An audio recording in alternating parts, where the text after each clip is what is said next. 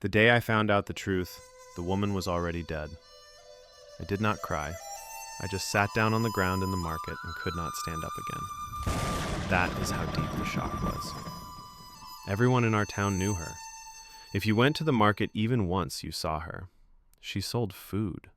Real food. Fresh food. Hot food. But she never took money. Not once. At first I thought it was a joke. The first day I met her, I was very hungry. I had traveled from my village to sell palm oil. The sun was hot. My legs were weak. I had not eaten since morning.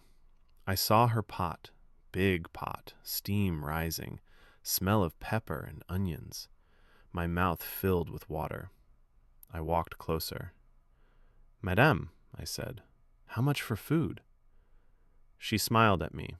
It was not a big smile, just a soft one. "Sit," she said. "Eat first." I sat. She gave me a full plate, more than I expected. I ate fast, too fast. When I finished, I brought out my money. She shook her head. "No money," she said. I laughed. "Madam, I know food is hard to sell, but this one is too much kindness." She looked at me again. Her eyes were calm. "I said no money." I stood up, confused. People around were watching. Some were smiling. Some were nodding like they already knew. "Then what do you take?" I asked. She pointed to my chest. "Your story," she said. "Just talk." I did not understand. "Talk about what?" "Anything," she said. "Your day, your life, your pain, or nothing." So I talked. I told her about my long journey, about my tired legs, about my wife at home, about how things were hard. She listened. She did not interrupt. When I finished, she nodded.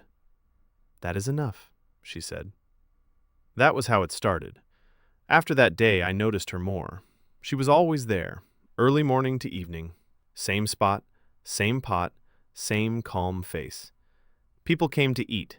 Hungry men, pregnant women, children with dirty hands, old people with bent backs. She fed all of them. Nobody paid. Some people tried to force money on her. She refused. Some dropped coins on her table and ran. She returned the coins. Some insulted her. "You think you're better than us?" one woman shouted one day. She just smiled and kept serving food. Slowly, stories began. Some said she was mad. Some said she was rich and doing charity. Some said she had no family and wanted attention. Some said she was using charm. But one thing was sure. No one ever saw her eat. Not even once. I started sitting near her stall more often. Not because of food, but because of the people. People talked when they ate her food. They talked like they were drunk. Men cried openly.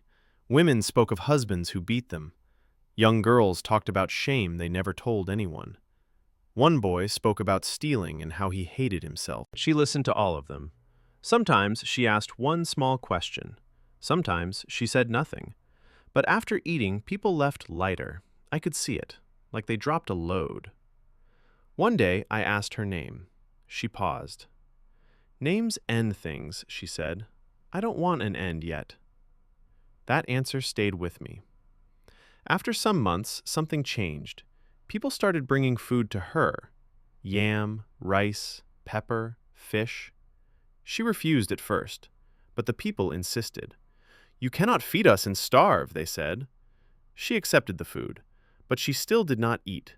She cooked everything and served others. Still, she never touched the food. One evening, rain fell suddenly, heavy rain. People ran, stalls closed. I stayed because my goods were already soaked. She stayed too. She was sitting alone under her small shade.